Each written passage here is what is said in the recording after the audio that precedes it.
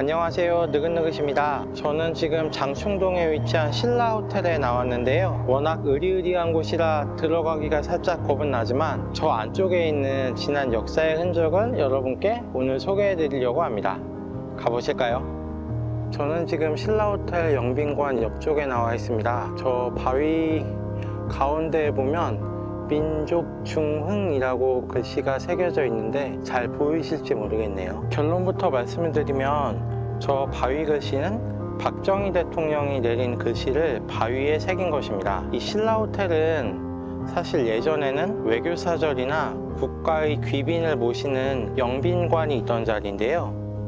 영빈관이 이곳에 세워지게 된 것은 1959년 이승만 대통령 재임 당시에 사실 외국에서 귀한 손님이 오셨을 때 마땅히 모실 만한 장소가 없어서 이곳에 영빈관을 짓기 시작했는데 4.19나 5.16을 거치면서 조금 어지러운 사회 정세 때문에 진척을 곧지 못하다가 박정희 대통령 재임기인 1967년 2월 28일 8년 만에 개관을 맞이하게 됩니다. 그래서 저 바위 글씨는 박정희 대통령이 영빈관의 개관을 기념하기 위해서 이곳에 내린 글씨 같은데요. 뭐 어떻게 생각해보면 외국의 사절들이 머무는 곳이니만큼 민족의 기상을 드높인다, 이런 의미의 글씨가 여기 새겨진 것도 의미가 어느 정도 있겠습니다만 사실 외교 공간인 영빈관에 딱 맞는 내용의 글씨는 아니지 않나 하는 생각도 듭니다. 그래서 박정희 대통령이 왜 민족중흥이라는 글씨를 이곳에 내렸는지에 대해서 기존에 여러 가지 이야기들이 있지만 가장 설득력 있는 이야기는 일제강점기 당시 이곳은 2등 방문, 그러니까 이토 히로부미를 기리는 사찰, 방문사가 있던 자리였습니다. 그래서 어떻게 보면 이 공간을 휘감고 있을지도 모르는 외색을 일소하기 위해서 민족의 정기를 강조하는 저 글씨를 내렸다라고 이해하는 해석이 가장 유력하지 않나 생각이 되는데, 물론 저도 그 해석에 상당 부분 동의를 하는데요.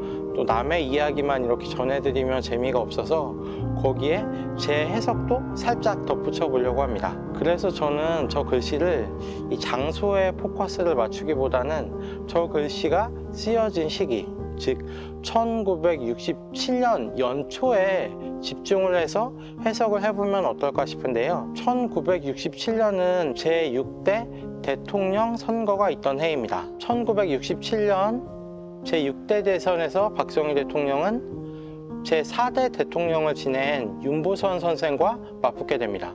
사실 이 두 사람은 1963년 제5대 대선에서 맞붙은 적이 있었는데 그때 박정희 후보가 윤보선 후보를 상대로 득표율 1.5% 차이로 그야말로 신승을 거두게 되는데, 1967년 대선에서 다시 맞붙은 두 사람은 박정희 대통령이 윤보선 후보를 상대로 10% 이상의 득표율 차이를 보이면서 압승을 거두게 되는데, 이건 어디까지나 결과의 이야기고 선거가 치러지긴 1967년 연초에 박정희 대통령의 심경을 한번 이해해 볼 필요가 있을 것 같습니다.